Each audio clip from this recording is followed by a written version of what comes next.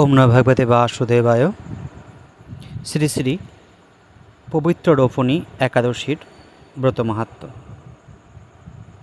একদিন মহারাজ যুধিষ্ঠির ভগবান শ্রীকৃষ্ণকে জিজ্ঞাসা করলেন যে, হে প্রভু, শ্রাবণ মাসের শুক্লপক্ষের একাদশীর নাম কি, তা কৃপা করে আমাকে বলুন। ভগবান শ্রীকৃষ্ণ বললেন যে, হে মহারাজ, এখন আমি সেই পবিত্র ব্রত মাহাত্ম্য বর্ণনা করছি, মনোযোগ দিয়ে তা শ্রবণ করো। যা শোনা মাত্রেই বাজপেয়ী যজ্ঞের ফল লাভ হয়। প্রাচীনকালে দাপর যুগের শুরুতে মহিজিৎ নামে এক বিখ্যাত রাজা ছিলেন। তিনি মাহিষ্মতি নগরে রাজত্ব করতেন।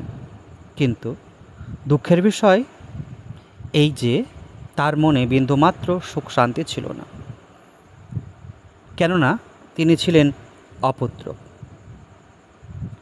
পুত্রহীনের ইহলোক পরলোক কোথাও সুখ হয় না, এইরূপ চিন্তা করে বহুদিন কেটে গেল। কিন্তু তবুও পুত্রমুখ দর্শনে রাজা বঞ্চিত রইল। নিজেকে অত্যন্ত দুর্ভাগা মনে করে রাজা চিন্তাগ্রস্ত হলেন।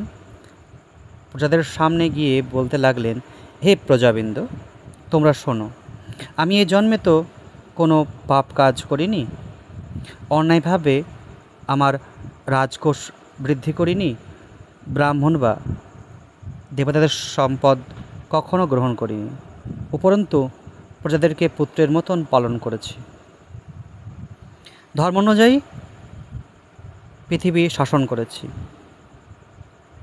দুষ্টদের যথা অনুরূপ দণ্ড দিয়েছি, স্বজন ব্যক্তিদের যথাযোগ্য সম্মান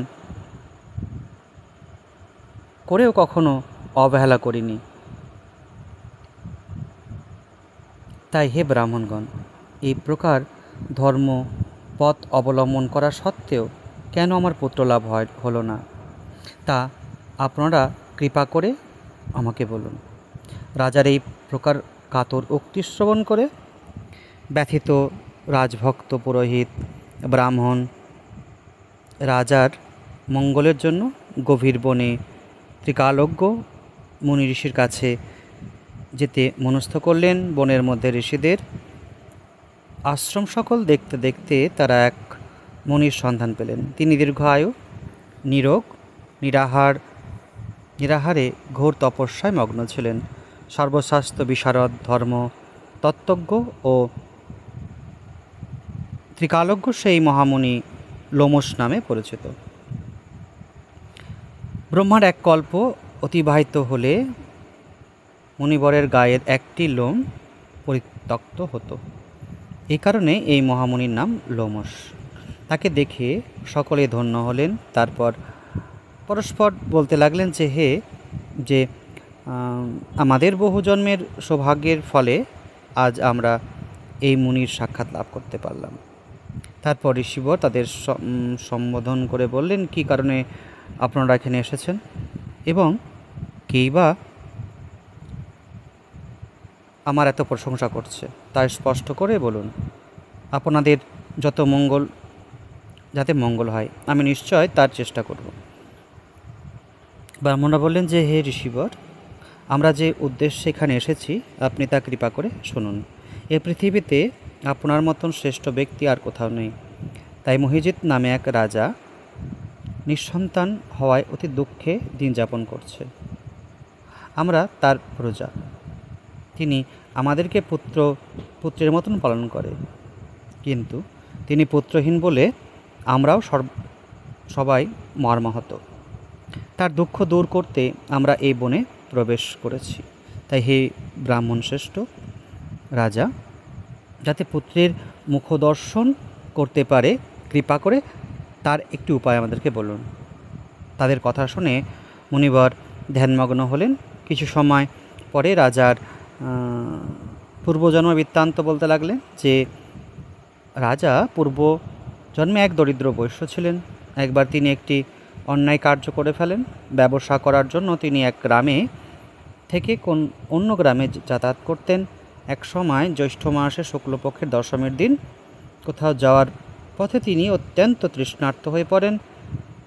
গ্রামে প্রান্তে একটি জলাশয় তিনি দেখতে পেলেন, সেখানে জলপান করতে যান। একটি গাভী তার বাছুর সেখানে জলপান করছিল, তাদেরকে তাড়িয়ে দিয়ে তিনি নিজেই জলপান করতে লাগলেন। এই পাপ কর্মের ফলে পুত্র সুখে বঞ্চিত হয়েছেন, কিন্তু পূর্বজন্মের কোনো পুণ্যের ফলে তিনি এরকম নিষ্কণ্টক রাজ্য লাভ করেছেন। হে মুনিবর, শাস্ত্রে আছে যে পুণ্য দ্বারা পাপ ক্ষয় হয়। তাই আপনি এমন একটি পুত্র ব্রতের উপদেশ করুন যাতে তার প্রারব্ধ পাপ দূর হয় এবং আপনার অনুগ্রহে তিনি পুত্র সন্তান লাভ করতে পারেন।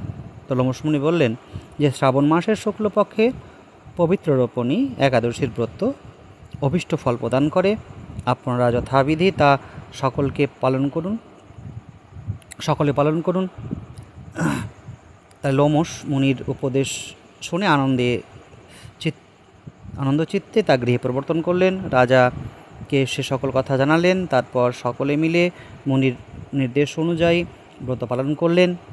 তাদের সকলের পুণ্য ফলে রাজাকে প্রদান করলেন এবং সেই পুণ্য প্রভাবে রাজমহিষী গর্ভবতী হলেন এবং উপযুক্ত সময়ে বলিষ্ঠ সর্বাঙ্গ সুন্দর এক পুত্রের জন্মদান করলেন। তাই ভবিষ্যৎ পুরাণে এই মাহাত্ম্য বর্ণিত আছে। এই ব্রত মাহাত্ম্য যিনি পাঠ বা শ্রবণ করেন তিনি সমস্ত পাপ থেকে মুক্ত হবেন এবং পুত্র সুখ ভোগ করে অবশেষে দিব্যধাম প্রাপ্ত হবেন। ওম নমো ভগবতে বাসুদেবায়। ওম সর্বভূত সুখিনা সর্বে সন্তু নিরাময়া সর্বে ভদ্রাণি পশ্যন্তু মা কশ্চিৎ দুঃখভাগ্ ভবেৎ। ওম শান্তি। ওম